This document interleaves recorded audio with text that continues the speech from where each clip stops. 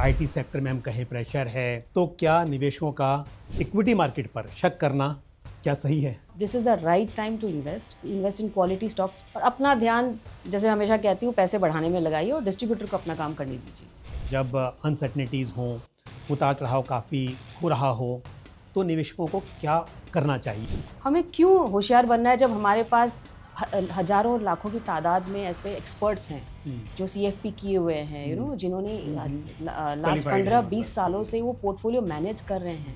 और आप देखोगे इन्होंने कितने करोड़ों इंडिविजुअल्स के वेल्थ क्रिएट किया हुआ है। अगर आपको रिच बनना है, आप एक प्रॉपर एडवाइजर के पास जाइए। कोई चाहे कि मैं खुद से इन्वेस्ट करूंगा, जब मार्केट नीचे होगा ऊपर मैं नहीं करूंगा, प्रैक्टिकली हो सकता है क्या? नंबर 1, आप मार्केट को टाइम नहीं कर सकते। नंबर 2, एक बहुत बड़ी कंपनी का ये भी डेटा है कि अगर आप आपने मार्केट के वो 10 दिन अगर मिस कर जाते हो तो आपका अल्फा 50% से नीचे कम हो जाता है, राइट? तो वो 10 दिन कौन से हैं, मैं जो 365 डेज में मुझे तो बिल्कुल नहीं पता है। इतना मतलब कोई बेकार आदमी है जिसके पास इतना टाइम है कि वो ये देख पाएगा कि कब नीचे गया मैं खरीदूं, कब ऊपर गया। तो या तो वो बहुत एक्सपीरियंस है, या उसके पास दूसरे काम करने को नहीं, या तीसरा वो इतना पैसे कमा चुका है कि उसके पास इतना समय है। तभी रिच नहीं होते ना पंकज जी। आप सोचिए ना, क्यों रिच और पुअर में हम हमेशा कंप्लेन करते हैं कि पैसे वाले इतने क्यों हैं, हमारे पास क्यों नहीं है? क्योंकि आप पैसे वालों की जैसे डिसिप्लिन तो लाइए।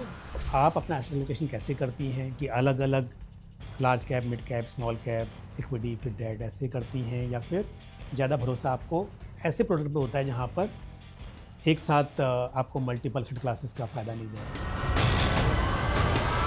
किसी को अगर स्मॉल कैप में इन्वेस्ट करना हो तो क्या ये सही समय है या फिर थोड़ा इंतज़ार करना चाहिए?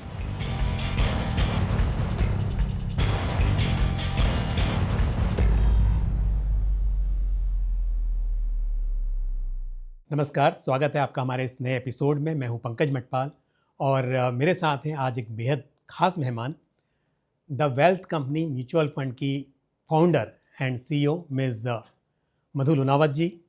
मैडम नमस्कार, नमस्ते स्वागत है पंकज जी, आपका। नमस्ते।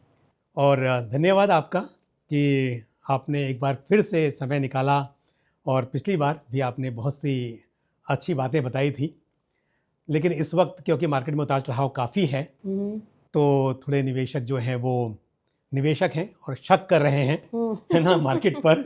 तो आप थोड़ा सा ये बताइए कि क्या ये जो थोड़ा सा आईटी सेक्टर में हम कहें प्रेशर है, वो एक वजह है। दूसरी बात, ग्लोबल भी कुछ ऐसे कारण हैं जिसकी वजह से मार्केट पर प्रेशर है। तो क्या निवेशकों का इक्विटी मार्केट पर शक करना क्या सही है? बिल्कुल नहीं, हमें हमेशा डेटा पे बात करनी चाहिए। और लास्ट 50 साल का भी अगर आप डेटा देखें तो सारी वेल्थ क्रिएशन जो कंपाउंडिंग की आप और हम सब प्रोपागेट करते रहते हैं, ये हुआ तो इक्विटी मार्केट की वजह से ही है। सो मेरा मानना है कि आप अपने एडवाइज़र की सलाह लीजिए और अपने एसेट एलोकेशन पे फोकस कीजिए। और इवन ऐसे market is a right time even to implement tax loss harvesting की जो हम बात करते हैं, वो भी हमें इम्प्लीमेंट करनी चाहिए। और क्योंकि आप ग्लोबली जो आप देखोगे, सो ये टैक्स लॉस हार्वेस्टिंग हो, चाहे वो एसेट एलोकेशन हो, और बिहेवियरल जो हम बायसेस की बात करते हैं, ये सारी चीज़ें जो उभर पाते हैं इन सब चीज़ों से, वही वेल्थ क्रिएट कर पाते हैं। और वो जो टॉप 8-10% हम कहते हैं ना कि क्यों इन लोगों के पास ही पैसा है, वो इसलिए वो बिकॉज वो डिसिप्लिन आपके डिस्ट्रीब्यूटर, आपके एडवाइज़र लेके आते हैं। सो मेरा मानना है, आप this is the right time to invest in quality stock picking जो हम बात करते हैं, बिकॉज मार्केट हमें लगता है बॉटम आउट ऑलरेडी हो रहा है। तो स्टॉक पिकिंग कीजिए और अपना ध्यान, जैसे हमेशा कहती हूँ, पैसे बढ़ाने में लगाइए और डिस्ट्रीब्यूटर को अपना काम करने दीजिए। डिस्ट्रीब्यूटर और फंड मैनेजर्स को। यस। एक बात आपने भी कही है और मैं बिल्कुल सहमत हूँ कि पैसा तो तभी बनता है जब मार्केट में गिरावट होती है, निचले स्तरों पे होता है, वहाँ पे आप बाइंग करते हैं। बट कुछ बायसेस होते हैं और अक्सर देखा जाता है, जैसे रिसेंसी बायस, जिस असेट क्लास में, जिस मार्केट सेगमेंट में तेज़ी देखी जाती है, इन्वेस्टर्स ज़्यादा वहाँ पर इन्वेस्ट करते हैं। उससे बड़ी बात यह है कि तेज़ी के मार्केट में इन्वेस्टर्स इन्वेस्ट करना शुरू करते हैं और गिरावट आती है तो जब टॉपअप करना चाहिए और ज़्यादा निवेश करना चाहिए, वहाँ पर एग्जिट कर जाते हैं। और ये गलतियाँ हमेशा लगता है कि अगली बार होगा तो फिर नहीं करेंगे, पिछली बार ही गलती की थी। और मैं देखता हूँ कि जब भी ऐसा वक्त आता है तब फिर से इसी तरह की गलती को दोहराते हैं, जिसकी वजह से पैसा नहीं बन पाता है।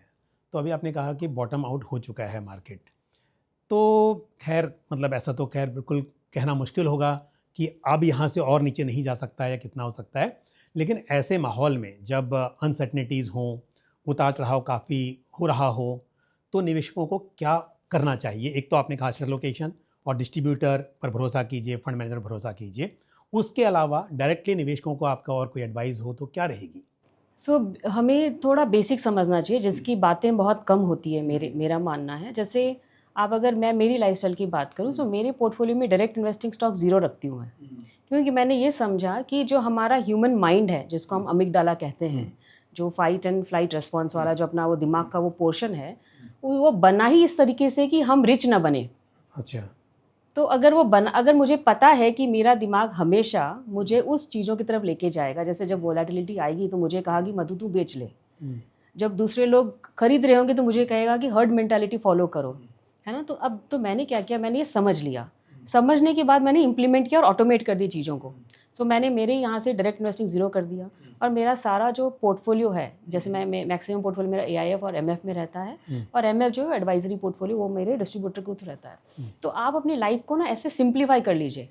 हमें क्यों होशियार बनना है जब हमारे पास हजारों लाखों की तादाद में ऐसे एक्सपर्ट्स हैं जो CFP किए हुए हैं, जिन्होंने लास्ट 15-20 सालों से वो पोर्टफोलियो मैनेज कर रहे हैं, और आप देखोगे इन्होंने कितने करोड़ों इंडिविजुअल्स के वेल्थ क्रिएट किया हुआ है। तो पहले तो अपने दिमाग को शांत कर लीजिए कि दिमाग आपका बना ही, जो मंकी माइंड हम कहते हैं, बना ही इसलिए है कि आप रिच ना हो पाए। बट अगर आपको रिच बनना है तो बहुत सिंपल स्टेप्स है।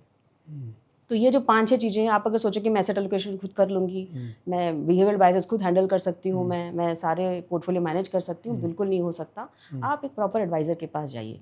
हमारे कंट्री में हम बहुत कॉस्ट कॉन्शियस हैं पंकज जी, जिसके कारण हम पैसा बना नहीं पाते, क्योंकि हम वो पेनी वाइज पाउंड फुलिश, हम वो बेचारे डिस्ट्रीब्यूटर का 1% देख लेते हैं कि यार तू 1% क्यों ले रहा है। हम ये नहीं देखते कि उसका जो डिस्ट्रीब्यूटर अल्फा, अगर मैं US की बात करूं, US में डिस्ट्रीब्यूटर अल्फा 3% से लेकर 4.5% तक है। तो India is an active market, है ना। तो यहाँ तो आप सोचिए डिस्ट्रीब्यूटर अल्फा कितना बड़ा हो सकता है। तो इसकी बातें हमें करनी चाहिए, और अगर जब इन्वेस्टर ये समझेगा कि one is my own mindset and second the alpha which is my distributor is adding, तो ये दो चीज़ें अगर आप एडअप करो तो वेल्थ क्रिएशन होना ही है। अच्छा, आपने अभी बात की ऑटोमेशन की।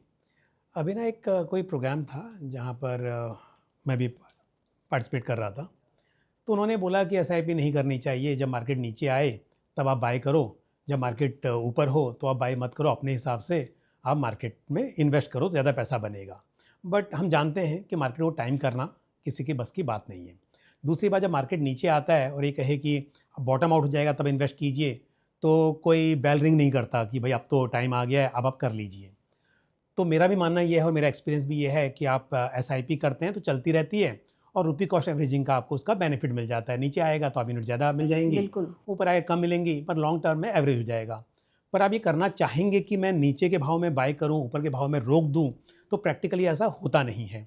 तो इसके बारे में आपके क्या विचार हैं कि क्या सच में इस तरह का, क्योंकि आपका बहुत बड़ा एक्सपीरियंस है, तो क्या इस तरह हो सकता है कि कोई चाहे कि मैं खुद से इन्वेस्ट करूंगा, जब मार्केट नीचे होगा ऊपर में नहीं करूंगा? प्रैक्टिकली हो सकता है क्या? प्रैक्टिकली बिल्कुल नहीं पॉसिबल है। आप मार्केट, यदि बहुत सारे डेटा हैं, नंबर 1 आप मार्केट को टाइम नहीं कर सकते।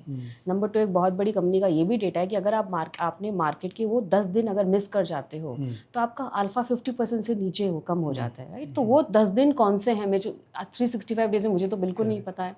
सो वो तो आप करना ही नहीं चाहिए, नंबर 2। नंबर 3, इतना मतलब कोई बेकार आदमी है जिसके पास इतना टाइम है कि वो ये देख पाएगा कि कब नीचे गया मैं खरीदूं, कब ऊपर गया, तो या तो वो बहुत एक्सपीरियंस्ड है, या उसके पास दूसरे काम करने को नहीं, या तीसरा वो उतना पैसे कमा चुका है कि उसके पास उतने समय है।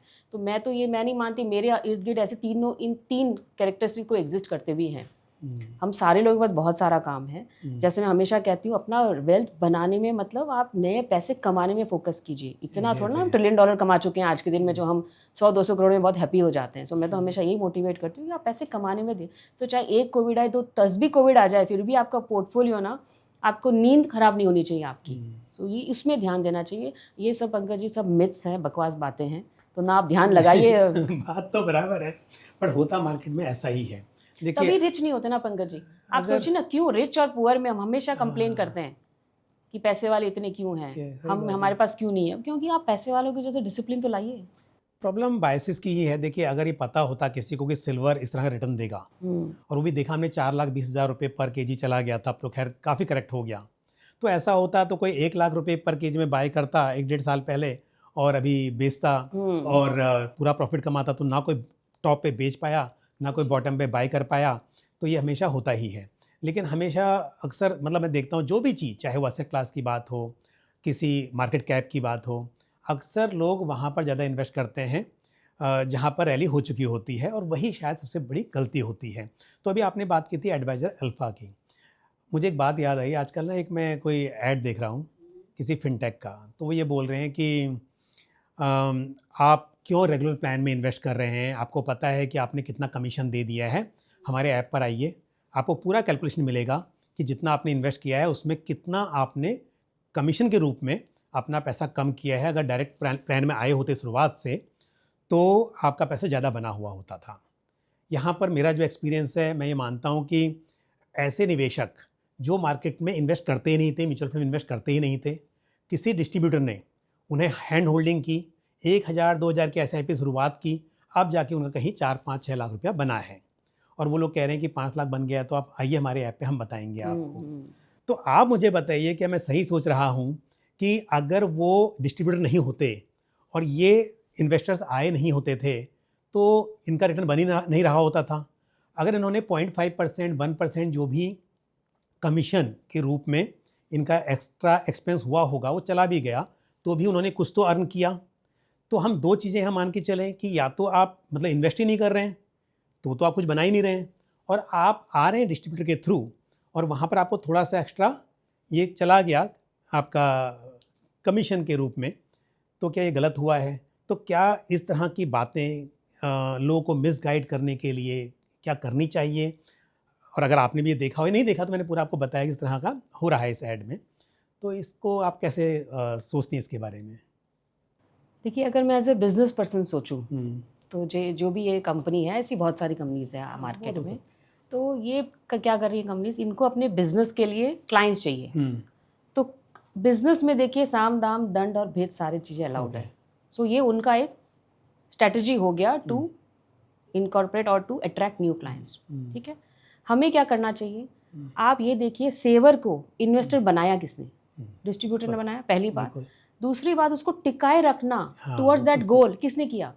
अगर वो नहीं होता तो क्या आप ये वेल्थ क्रिएट कर, जो भी 5 लाख 10 लाख करोड़ों की हम आज बात करते हैं, there are lot of portfolios we have seen, हर रोज हम टेस्टिमोनियल देखते हैं।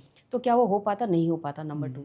नंबर 3, सर आप इसको कमीशन बात ही मत कीजिए ना। ये जो कमीशन का जो वर्ड है ना, ये आप और हमें चेंज करना है। ये कमीशन नहीं है, ये डिस्ट्रीब्यूटर अल्फा है, इसकी हमें बात करनी। अगर वो अल्फा नहीं होता, अगर वो, सर आप जब डॉक्टर के पास जाते हो, फीस देते हो ना, फ्री में हो जाता है। फीस तो देनी पड़ेगी ना। जब आपको डिस्ट्रीब्यूटर आपको गोल प्लानिंग कर रहा है, आपका एसेट एलोकेशन कर रहा है, आपकी पोर्टफोलियो सजा रहा है, तो फीस तो लेगा ना वो। और इसी वजह से, और ये अगर डिस्ट्रीब्यूटर नहीं होता, let me tell you again, there is a data which says आप अपना वेल्थ क्रिएट बिल्कुल नहीं, ये 5 लाख की जो आप बात करो, पहुंच ही नहीं पाते कभी भी। और बड़ी बात यह है कि उस ऐड में साफ साफ कह रहे हैं कि आपका पोर्टफोलियो अगर 5 लाख का है तो मतलब आप भी नहीं चाहते कि छोटा कोई इन्वेस्टर आपके पास आए, और वो छोटा इन्वेस्टर्स को कोई इन्वेस्टर बना रहा है, पहले छोटा भी नहीं, मैं तो कहूँगा कि डिस्ट्रीब्यूटर्स किसी को इन्वेस्टर बना रहे हैं जो पहली बार इक्विटी मार्केट में आ रहे हैं, म्यूचुअल फंड में इन्वेस्ट कर रहे हैं, और फिर आपकी नज़र उसके ऊपर है, उनमें से जो 5 लाख बना चुका है तो अब वो आपके पास आ जाए।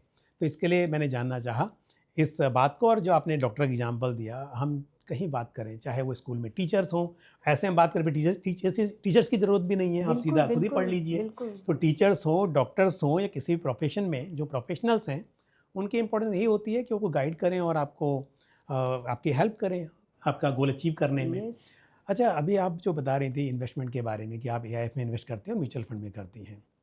अब हम जानते हैं कि म्यूचुअल फंड्स में कहने के लिए एक म्यूचुअल फंड है, बट मुझे एक बहुत ही अच्छा प्रोडक्ट लगता है इसके लिए, क्योंकि मल्टीपल चॉइसेस हैं आपके पास, इक्विटी भी है, डेट भी है, कमोडिटी में गोल्ड सिल्वर भी है, हाइब्रिड के रूप में भी आप इन्वेस्ट कर सकते हैं, मल्टी एसेट एलोकेशन है। तो आपका अपना इन्वेस्टमेंट अगर हम बात करें तो आप अपना एसेट एलोकेशन कैसे करती हैं, कि अलग अलग large cap, mid cap, small cap, equity फिर डेट ऐसे करती हैं, या फिर ज़्यादा भरोसा आपको ऐसे प्रोडक्ट पे होता है जहाँ पर एक साथ आपको मल्टीपल एसेट क्लासेस का फ़ायदा मिल जाए? देखिए, मेरा थोड़ा स्क्यूड रहता है, बिकॉज मैं खुद एंटरप्रेन्योर हूँ, एक बिजनेस पर्सन हूँ, तो मेरा स्क्यूड रहता है। मैं वही प्रोडक्ट में इन्वेस्ट करती हूँ जो मैं दूसरों को अवेल करवाती हूँ। सो इफ़ यू आप 6 महीने पहले पूछते तो मेरा 100% पैसा मेरे AIF में था। ओके। अभी बिकॉज हमने अभी तक कुछ 8 स्कीम्स लॉन्च कर चुके हैं, तो 8 स्कीम में मैंने वो पैसे डाले हैं अभी, जो नए पैसे जो हर महीने सैलरी मिल जाती है हमें, वो हम इन 8 स्कीम्स म्यूचुअल फंड्स में डाले हुए हैं। बट अदरवाइज जैसे बहुत लोग जानते हैं, मैं जब बॉम्बे शिफ्ट हुई थी I had only 25,000 rupees. So वहाँ से यहाँ तक की journey, let me tell you, I have only done through investing, ना रियल एस्टेट ना गोल्ड। इंस्पिरेशनल है, नो डाउट। मतलब जो सो आपने ओनली achieve जो आप किया इक्विटी है। की बात करते हैं फर्स्ट क्वेश्चन में, सो मैं मेरी लाइफ भी देखूँ तो only because of equity investing I have been able to reach here and reinvest in my company. Wonderful. लेकिन एक चीज़ और बताइए मुझे, जैसे अगर आप इन्वेस्ट कर रही हैं म्यूचुअल फंड में, तो वहाँ पर कैसे रहता है कि ज़्यादा फोकस आपका लार्ज कैप में है, आपको ज़्यादा पसंद है, या फिर मार्केट पे डिपेंड करता है, या जैसा आपको लगता है कि डिवाइड करना चाहिए, कैसे आप सोचती हैं उसके बारे में? तो आपको लगेगा मैं मेरी स्कीम बेच रही हूँ, बट नहीं, क्योंकि बेचने मेरी की बात नहीं, मैं एज, तो खुद आपसे, देखिए मैं दो बातें कहूँगा। अभी आपने खुद जिक्र कर दिया इस बात का कि आपने कहाँ से कैसे ग्रो किया है। हालांकि इसके ऊपर तो हम बहुत चर्चा कर सकते हैं और कितनी लर्निंग मिलेगी बाकी लोगों को आपसे और इंस्पिरेशन मिलेगी। बट अगर हम बात करें कि मैं इस बात नहीं कह रहा हूँ कि आप अपना प्रमोट कर रही हैं किसी चीज़ को, बट क्या होता है ना, कोई किसी से सीखना चाहता है, किसी से सीखेगा, जिसको पता है उसे सीखना चाहेगा, है ना। अदरवाइज तो मार्केट में तो बहुत लोग आपको सिखाने के नाम पर मिसगाइड करते हैं, मिसलीड करते हैं। तो क्योंकि आपको एक्सपीरियंस है, इसके लिए आप बताएंगी, तो फिर जिसको उसको फॉलो करना है वो करेगा, नहीं करना है तो नहीं करेगा। बट आप ऑनेस्टली मुझे बताइए कि आप ऑनेस्टली मुझे म्यूचुअल फंड की अगर मैं बात करूँ तो मुझे स्मॉल और मिड कैप्स बहुत पसंद है। Okay. Because again I go by data only, okay. और plus I am a millennial, तो age is on my side, तो I keep a very aggressive portfolio. I would like to keep a very aggressive portfolio of mid and small caps. But इस वक्त पर बात कर रहे हैं mid cap की, स्मॉल कैप की, तो वैल्यूएशंस के हिसाब से मिड कैप के वैल्यूएशंस आपको कैसे लग रहे हैं और फिर स्मॉल कैप के कैसे लग रहे हैं? सी डेफिनेटली हमारा मानना है कि हम, बिकॉज हम स्टॉक पिकिंग पे जाते हैं, हम कोई Okay. इंडेक्स हगिंग तो कर नहीं रहे, Okay. राइट। तो हम एक्टिव फंड मैनेजर्स हैं। Okay. तो जब हम देखते हैं कि स्टॉक्स, इंडिविजुअल स्टॉक्स की आप बात करें, तो नंबर 1 आप EPS देखिए। इन अगर मैं स्मॉल कैप की बात करूँ, ठीक है। स्मॉल कैप कंपनीज के EPS is 2.5 times, 2 to 2.5 times higher than large caps, right. Number 2, अगर मैं जैसे हम आज सुबह डिस्कस करते हैं ट्रैम्पोलिन इफेक्ट की अगर हम बात करें, राइट, तो स्मॉल कैप्स जिस तेजी से गिरे थे, अगर मैं रिसेंट कोविड में की बात 2024 से हम करूँ, बात करें, हाँ, तो laptop अगर पे थे हम। स्मॉल कैप रफली अराउंड 46-47% गिरे थे, बट सब्सिक्वेंट जंप वाज 600%। तो इसको हम ट्रैम्पोलिन इफेक्ट कहते हैं कि आप देखिए, जैसे मैंने मेरे दिमाग को समझा लिया कि volatility is my best friend. Volatility मतलब मेरा वेल्थ क्रिएशन होगा ही होगा। सो हम क्या, जब नीचे गिरता है, सो वी डोंट गेट बॉक्ड, मतलब हमें डर नहीं लगता, ना हमें परेशानी होती कि नीचे क्यों गिर रहा है। That's the right time to rather identify good quality stocks. देखिए आप जैसे फॉर एग्जांपल 5,000 प्लस स्टॉक्स है अपने कंट्री में, राइट, लिस्टेड स्टॉक्स जो हैं, उसमें आपको नहीं लगता 50 स्टॉक नहीं मिलेंगे आपको जिसकी क्वालिटी अच्छी है, ग्रोथ अच्छा है, प्रोमोटर क्वालिटी अच्छी है, एग्जीक्यूशन कैपेबिलिटीज प्रोमोटर की बहुत अच्छी है, एंड फलाना जो बाकी रेशियोज हैं, तो वो आप देखोगे तो आपको मिलने ही है वो स्टॉक्स। जौहरी होगा तो हीरा तो है, मतलब बस इवन जौहरी आप की इस साल की जरूरत है। परफॉर्मेंस देखिए ना पंकज जी, इस साल भी ऐसा नहीं कि स्मॉल कैप ने नेगेटिव रिटर्न दिए हैं। अगर आप स्टॉक पिकिंग का एक्टिव देखोगे, सो डबल डिजिट रिटर्न मिला है लोगों बिल्कुल को। मिला है। और अगर हम देखें कि पी की बात करें तो 2024 में जो पी था और अभी है, तो उस हिसाब से भी काफ़ी करेक्ट हो बिल्कुल, चुका है। काफी तो करेक्ट हो चुका है। इंडेक्स में भी स्कोप दिखाई दे रहा है। तो स्टॉक पिकिंग की जो आपने बात की, ये तो मैं भी मान के चलता हूँ कि हर मार्केट में आपको, और किसी भी मार्केट कैप में आपको अपॉर्चुनिटीज़ मिलेंगी, ऐसा नहीं कि नहीं है। बट फिर भी अगर हम बात करें, वैसे हालांकि मैं तो आपसे बहुत सारे जब भी बात करता हूँ तो मुझे ये फंड के बारे में या स्टॉक के बारे में जानने से ज़्यादा इच्छा रहती है कि जो आपने डिसिप्लिन तरीके से आपने वेल्थ क्रिएट की है, और दूसरा आप जो हमेशा सोचती हैं कि दूसरे लोग कैसे वेल्थ क्रिएट कर सकें, उस पर ज़्यादा बात करने का मन करता है। लेकिन फिर भी बात अभी स्मॉल कैप के पे निकाली है, तो मैं आपसे एक बात और जानना चाहूँगा कि क्या ये सही समय है? हालांकि मैंने भी कहा और आपने भी कहा कि काफ़ी करेक्ट हो चुका है, पर फिर भी किसी को अगर स्मॉल कैप में इन्वेस्ट करना हो तो क्या ये सही समय है या फिर थोड़ा इंतज़ार करना चाहिए? देखिए, इंतहा होगी इंतजार की, अच्छा। अभी कोई इंतजार नहीं करना चाहिए।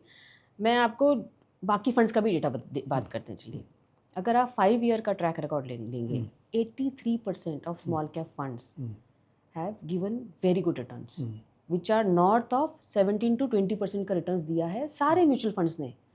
सो मैं मेरी तो बात ही नहीं करी। तो पहली बात, अगर आप एक निवेशक हैं जिसके पास एवरेज टाइम 5 साल होना चाहिए और आपको अच्छा अल्फा अगर मार्केट से क्रिएट करना है तो please this is the best product. Small cap is the best product across different time Horizons. हमने ये चेक किया है कि 5 ईयर्स अगर आप लेके बैठते हैं स्मॉल कैप को तो आपको रिटर्न्स 18-20% सारे फंड्स, ऑलमोस्ट हर फंड ने दिया हुआ है, राइट। सो ये हो गया डेटा की बात। दूसरी आते टाइम की बात। तो अगर आपके पास 5 साल का समय है and you are trusting your fund manager, right. So वो हमारे जैसे हमारी fund manager comes with 33 years of experience. So उनके सामने तो हम क्या कर लेंगे, right. So she has that ability because क्या होता है small C unlike large cap, right. Small cap में आपको फैक्ट्री विजिट्स करना, प्रमोटर से मिलना, जानना कि एज्यूमिंग एक प्रमोटर की अगर 4 कंपनीज हैं तो उसका फोकस कौन से कंपनीज में है, राइट। स्मॉल कैप में ये भी जानना बहुत ज़रूरी है कि बहुत सारे there are red flag investors भी होते हैं। सो वैसे इन्वेस्टर्स घुसे हुए हैं वेयर पंप एंड डंप हो सकता है या गुड क्वालिटी ऑफ इन्वेस्टर्स हैं या नहीं भी हैं, but you feel that when you enter stock में अच्छा काम हो सकता है, राइट। सेकेंड हो गया ग्रोथ क्या है कंपनीज की, राइट। और दूसरा हो गया आज आप मेगा ट्रेंड्स की जब हम बात करते हैं, lot of fund managers have been talking about mega trends. Mega trends की अपॉर्चुनिटी आपको स्मॉल कैप में ही मिलती है एंड स्मॉल ओनली मिड जाता है, मिड से लार्ज होता है, राइट। सो इससे बड़ी अपॉर्चुनिटी क्या हो सकती है plus this product. So what I love about this is कि सेबी का ये जो mutual fund as a category is very highly govern. तो ना यहाँ पे मेरा मानना है कोई मिस सेलिंग होती है, ना यहाँ पे कुछ और होता है। और मैंने तो आपको 5 साल का डेटा बताया, हर स्मॉल कैप का बताया। If everyone can do it, so निवेशक को क्या करना चाहिए, 5 साल का समय लेना चाहिए मिनिमम। आप अगर साल 2 साल के लिए तो आप प्लीज़ आपके लिए आर्बिट्राज और बाकी डेट फंड्स हैं उनमें आप लगाइए, इक्विटी में मत लगाइए या फिर आप अननेसरी इक्विटी मार्केट को बदनाम करते हैं, राइट। तो उस 1-2 साल के लिए आप आए हो तो इक्विटी में मत आइए आप। अगर आपको 5 साल में अल्फा क्रिएट करना है, वाई अल्फा पंकज जी, क्योंकि आपका फॉर एग्जांपल मेरा गोल है मेरी बच्ची को फॉरेन एजुकेशन करवानी है मुझे, राइट। उसके लिए जो कॉर्पस चाहिए, अगर मैं सिर्फ वो लार्ज में लेके बैठ दूँ तो मेरी तो ज़िंदगी निकल जानी है, बच्ची यहीं रह जाएगी मेरी। तो अगर मुझे अल्फा क्रिएट जल्दी करना है तो मुझे स्मॉल कैप चाहिए ना, जहाँ से मुझे मेरा जो कॉर्पस है जल्दी बिल्ड हो पाएगा। प्रॉब्लम क्या है ना, जो हमने देखा है और ये बात कुछ सही है, डेटा इस बात को प्रूव करता है कि स्मॉल कैप में पोटेंशियल है लार्ज कैप को आउट परफॉर्म करने का। लेकिन इन्वेस्टर्स को रिटर्न्स चाहिए स्मॉल कैप के और वॉलेटिलिटी चाहिए लार्ज कैप की कि लार्ज कैप की तरह स्टेबिलिटी चाहिए, स्टेबल रहे, वो प्रैक्टिकली पॉसिबल नहीं है। तो गलती यहाँ पर होती है कि इन्वेस्टर्स तेज़ी के मार्केट में स्मॉल कैप में इन्वेस्ट करते हैं और जब वहाँ पर थोड़ी गिरावट होती है और लार्ज कैप के मुकाबले ज़्यादा होती है, मार्केट गिरता है, तो वहाँ से एग्जिट कर जाते हैं। फिर हमेशा बोलते हैं कि नहीं म्यूचुअल फंड खराब है। तो इसके लिए प्रॉब्लम जो बायसिस की है ना, यही सबसे बड़ी प्रॉब्लम होती है। पर अभी आपने एक बात कही थी और बड़ी इंपॉर्टेंट बात है कि लार्ज कैप में क्या है, अगर हम लार्ज कैप फंड की बात करें तो 100 स्टॉक्स, 100 टॉप कंपनीज जो हैं बाय द मार्केट कैप वो लार्ज कैप में आती है। तो उनके तो वेल रिसर्च कंपनी है, उनके बारे में इंफॉर्मेशन होती है। पर स्मॉल कैप का यूनिवर्स बहुत बड़ा है, तो यहाँ पर रिसर्च भी कम होती हैं कंपेरेटिवली और उतनी ज़्यादा मतलब बात नहीं होती। तो अभी आप जो बता रही थी कि कंपनी विजिट करना, उनके फाइनेंशियल्स को देखना, मैनेजमेंट को समझना, ये बड़ा इंपॉर्टेंट होता है। तो अब क्योंकि बात आपने निकाल ही दी है और आपका भी स्मॉल कैप फंड KNFO आ रहा है, तो मुझे आप बताइए ना फिर आप कैसे क्या अलग करने का प्लान कर रही हैं अपने स्मॉल कैप फंड के बारे में, और किस तरह से जो आपने बातें बताई, कॉर्पोरेट गवर्नेंस, स्ट्रॉन्ग फाइनेंशियल्स, ये सब बातें, स्ट्रॉन्ग मैनेजमेंट, तो इसको आप कैसे इसका ध्यान रखेंगी? ये तो अपर्णा रखेगी, she is the CI, but as a DNA अगर मैं मेरे ऑर्गेनाइजेशन की DNA की बात करूँ, so we are known for picking up good small cap companies. And जैसे मैंने मेरी वेल्थ की भी बात की, मैंने सारा वेल्थ स्मॉल माइक्रो नैनो से ही जनरेट किया हुआ है। और इसमें बिकॉज हमने जैसे मैं AIF मैनेज करते हैं हम लोग, AIF में हमारे साथ बेनिफिट ये भी रहा है कि हम हमेशा मोस्ट हमारी सारी कंपनीज में जहाँ हम इन्वेस्ट किए हुए हैं we have been sole investors. So वो कन्विक्शन जो एक चाहिए आपको when you invest in a stock, वो तभी आता है पंकज जी जब आप बहुत ज़्यादा रिसर्च कर पाते हो, तभी आप वो कॉन्फिडेंस के साथ लगा सकते हो ना कि मैं चलो I will be the one जो फर्स्ट चेक। सो हमने ऐसी काफ़ी कंपनीज में we have been the first check to them, and these are not small companies, these are company जिनका टॉप लाइन 1000 करोड़ के ऊपर है। सेकेंड कम टू तो एंड बिकॉज ये हमने एज्यूमिंग हमने अभी तक AIF में अराउंड 30 इन्वेस्टमेंट्स हम कर चुके हैं। 30 इन्वेस्टमेंट्स करने के लिए लेट मी टेल यू आपको 500 से ऊपर कंपनीज का रिसर्च करना होता है। और जब आप इतना रिसर्च करते हो, और प्लस तीसरा हमारे पास जो AI इंजन है, जो हमारे पास analyst.ai है, जहाँ पे which we have built over the last 2.5 years, क्योंकि जो हमारा एक्सपीरियंस रहा है of the group for the last 12 years, कि आप कंपनी से जब मिलते हो फिर उसका डिलीजेंस होता है। डिलीजेंस में आपको पता है पंकज जी 99% ऑफ कंपनीज बाहर निकल जाती है, और बट आपका टाइम तो सारा खोटे हो गया। We are in service industry. तो हमने फिर ये जो AI टूल हमने खरीदा and then we have made it to our this thing experience, कि आपको 1000 से ज़्यादा public data points, now I will just mention few of it, जैसे for example even personal civil score of the promoter, AML anti money laundering क्या है, चल रहा है नहीं चल रहा है, या रेड फ्लैग में है कि नहीं है, GST फाइलिंग क्या महीने में GST फाइलिंग कर रहा है, डिलेज हैं उनकी, जो हम कहते हैं ना कॉर्पोरेट गवर्नेंस की हम बात करें तो स्मॉल थिंग्स है कि GST filing, TDS filing, PF में अगर आप कह रहे हो कि आपने 500 एम्प्लॉइज़ हैं एज्यूमिंग, तो आपने एक्चुअल PF उतना फाइल किया है, पे किया है नहीं किया है, राइट। सेकंड हो गया ROC, बिकॉज अगेन हमने वो API ले रखा है, तो सारा लास्ट 10 years का उसका ट्रैक रिकॉर्ड क्या है, बैंकर्स कौन है कंपनी के, ये सारी क्रेडिट रेटिंग क्या रही है कंपनी की, you know all the return ratios, वो obviously all of us check, हम तो वो लार्ज कैप पे भी ऑब्वियसली हम सब करते हैं। तो ये सारी चीज़ें, and then meeting the promoter, कि वो पैशन है बंदे में या वो पैशन नहीं है, क्योंकि अगर पैशन नहीं रहा तो ग्रोथ अल्फा नहीं आएगा, राइट। और फिर हम वो छोटे के लिए तो हम why take the risk in small cap, and then कि फ्यूचर ग्रोथ स्टोरी क्या लग रही है हमें। स्मॉल कैप जनरली लोगों को महंगे इसलिए भी लगते हैं, बट जब आप उनका EPS और 1 year फॉरवर्ड और उसका प्रमोटर का ग्रोथ प्लान सुनते हो, उससे जब आप मर्ज करते हो तब एक्चुअल आपको पता चलता है ये सस्ता है या महंगा है। तो रिलेटिव चीज़ों में हमें बात करनी चाहिए। तो ये सारी चीज़ें एज अ ग्रुप, जो हमारा DNA is what we are trying to do in our small cap as well. Okay, अच्छा एक बात बताइए, क्योंकि आपका काफ़ी एक्सपीरियंस है और आपने पैसा बनाया भी है इन्वेस्ट करके म्यूचुअल फंड में, और काफ़ी मार्केट के उतार चढ़ाव देखे हैं, तो एक सवाल था कि आजकल कुछ इन्वेस्टर्स ने मुझे सवाल पूछा या काफ़ी पूछ रहे हैं, जिन्होंने 2024 के बाद या 2024 के बाद इन्वेस्ट किया, जब मार्केट ऑलमोस्ट पीक पे था उस वक्त, कह लीजिए 24 में, और अब थोड़ा नुकसान हुआ है उनका, तो वो निकल रहे हैं। मैं उन्हें समझाने की कोशिश कर रहा हूँ कि ये तो हमेशा होगा, इक्विटी मार्केट है, उतार चढ़ाव रहेंगे, आप रहिए, और लॉन्ग टर्म में आपका पैसा बनेगा, जो लॉस भी है रिकवर होगा। बट फिर भी क्योंकि हम देखते हैं बायसेस जो है वो बहुत हावी होते हैं इन्वेस्टमेंट में, तो काफ़ी लोग निकल रहे हैं कि ठीक है, कम से कम या तो मेरा जितना इन्वेस्ट किया था उतना ही हो गया, ठीक है, या थोड़ा लॉस भी है तो मैं बुक कर लेता हूँ। और ये इन्वेस्टर्स वही हैं जो पहली बार 2024 में उन्होंने इन्वेस्टमेंट करना चलती गाड़ी में कूद गए थे। एग्जैक्टली। तो ऐसे इन्वेस्टर्स को आपकी क्या सलाह है? ऐसे कि ये ऐसे बताना बहुत मुश्किल है, क्योंकि क्या होता है, जैसे हमने ऐसे काफ़ी एनालिसिस किए तो हमने पाया कि वो एक्चुअली आपका जो डिस्ट्रीब्यूटर है वो देख पाएगा, नंबर 1, कि आपने जो सिलेक्ट किया है वो राइट है कि नहीं। हाँ, अगर वो राइट है तो आप बने रहिए, नहीं है ग्रोथ स्टोरी बहुत अच्छी है हमारे कंट्री की भी और हमारे कंपनीज की भी, राइट, तो कोई प्रॉब्लम नहीं है। बट अगर आपने फॉर सम रीज़न ऐसे कंपनीज में घुसो, जैसे हो सकता है पेनी स्टॉक्स भी हो सकते हैं उसमें, ऐसे कंपनीज, ऐसे सेक्टर्स हो सकते हैं जिनका कोई फ्यूचर नहीं लगता हमें नेक्स्ट 3-4 ईयर्स में, तो उसमें क्यों टिके रहना। म्यूचुअल फंड की बात करते हैं, म्यूचुअल फंड में इन्वेस्ट किया हुआ है, पर ठीक है, वो थीमेटिक में कर दिया आपने, मान लीजिए। हाँ, तो आप थीमेटिक्स देखिए, 3-4 थीमेटिक्स देखिए, रिटर्न्स आर नॉट गुड। तो ऐसे अगर ऐसे स्टॉक्स में हैं, but that I think your distributor, person like you will be able to advise in a much proper way. लेकिन साथ में SIP पे भी ऐसा हो रहा है, कुछ इन्वेस्टर ऐसे हैं जो रिटर्न्स नहीं दिखाई दे रहे हैं, तो कह रहे हैं कि एटलीस्ट निकलते नहीं हैं जितना पैसा बना हुआ है, पर SIP तो रोक देते हैं। जबकि हम कहते हैं कि जब मार्केट के वैल्यूएशंस बेटर हों, ये बेस्ट टाइम है SIP कंटिन्यू करने का, जिसका ज़्यादा फायदा मिलेगा। देखिए, आपको अपन हमेशा वो कहानी सुनते हैं समुद्र मंथन की। जो समुद्र मंथन हुआ था, तो सबसे पहले क्या निकला था?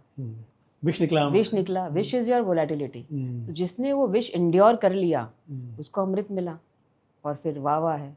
तो वो ये समझना जरूरी है इन्वेस्टर को कि वोलेटिलिटी तो आनी ही है। ये तो इक्विटी मार्केट का कैरेक्टरिस्टिक्स है ना। तो वो कैरेक्टरिस्टिक को जब तक आप एब्जॉर्ब नहीं करोगे, उसको एंड्योर नहीं करोगे, तब तक आप वेल्थ क्रिएट नहीं कर पाओगे। इसलिए तो हम कहते हैं ना कि 10 में से क्यों एक ही वेल्थ क्रिएट कर पाता है। प्रॉब्लम बायसेस की ही है। लोग मतलब वो जो आपने कहा चलती गाड़ी में कूद जाना, वही करते हैं कि जब तेजी होती है तो चढ़ जाते हैं गाड़ी में, लेकिन फिर जैसे थोड़ा सा नुकसान दिखाई देता है। नुकसान पे भी दिस थियोरी, मतलब प्रैक्टिकल दिस थिंग है कि आपको नुकसान जो है ना पंकज जी, 2 से 2.5 टाइम्स ज़्यादा फील होता है compare to the joy of gain से नुकसान आपको 2.5 टाइम ज़्यादा फील होता है।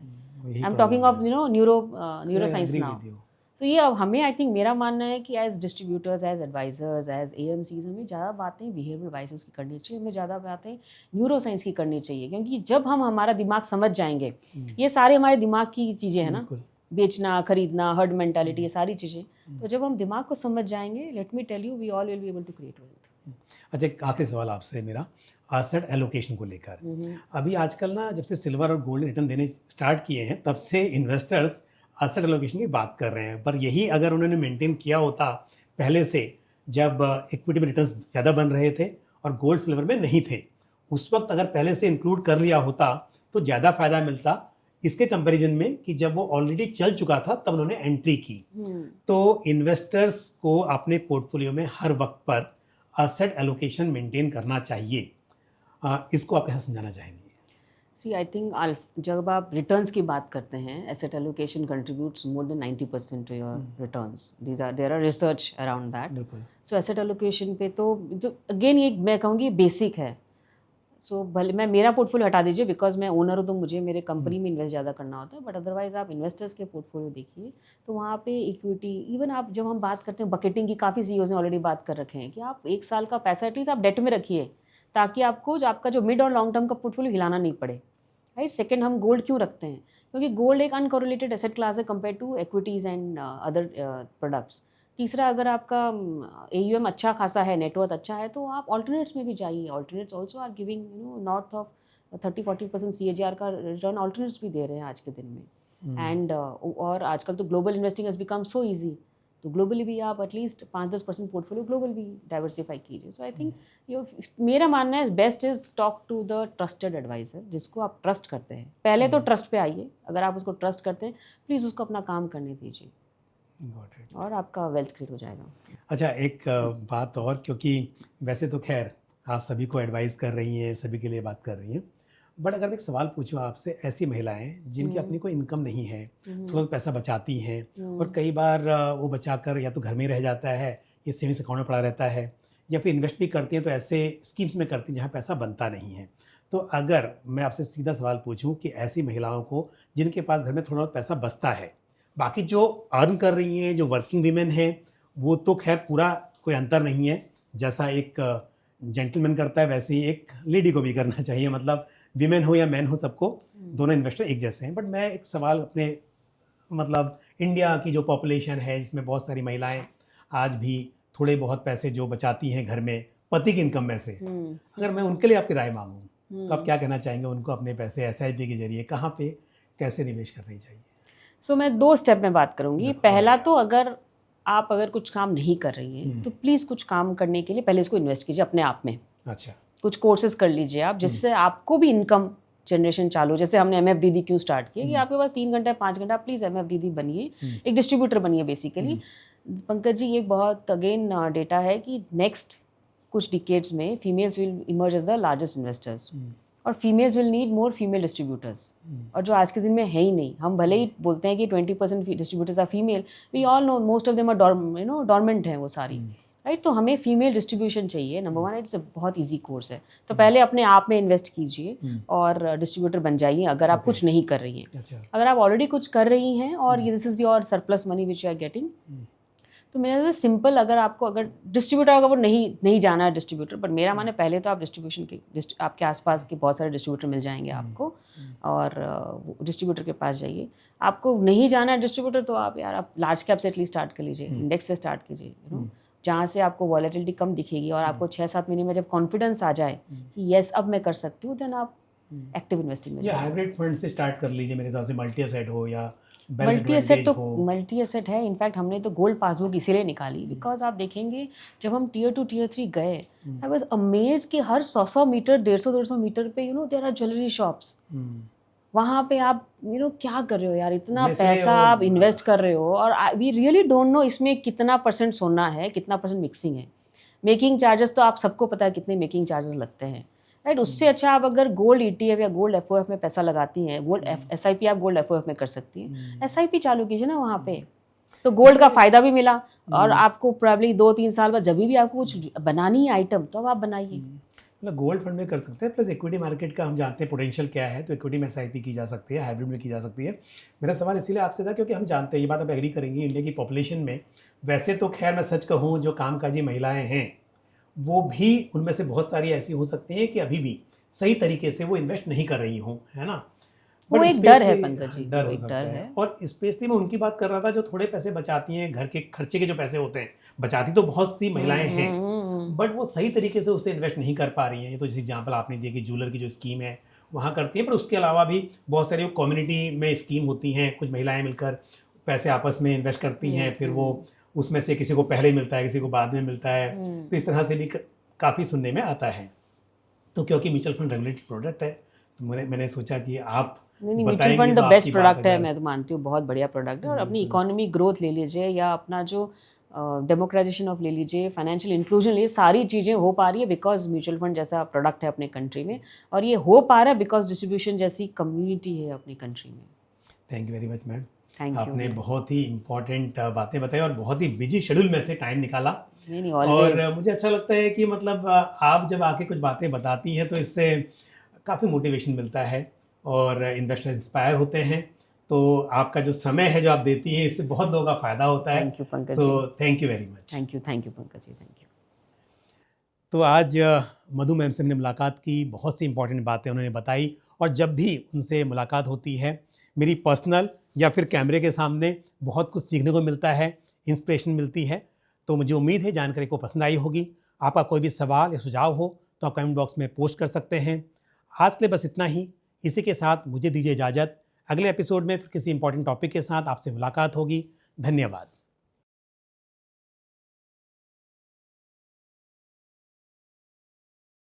म्यूचुअल फंड निवेश बाजार के जोखिमों के अधीन है। योजना से जुड़े सभी दस्तावेजों को ध्यान से पढ़ें।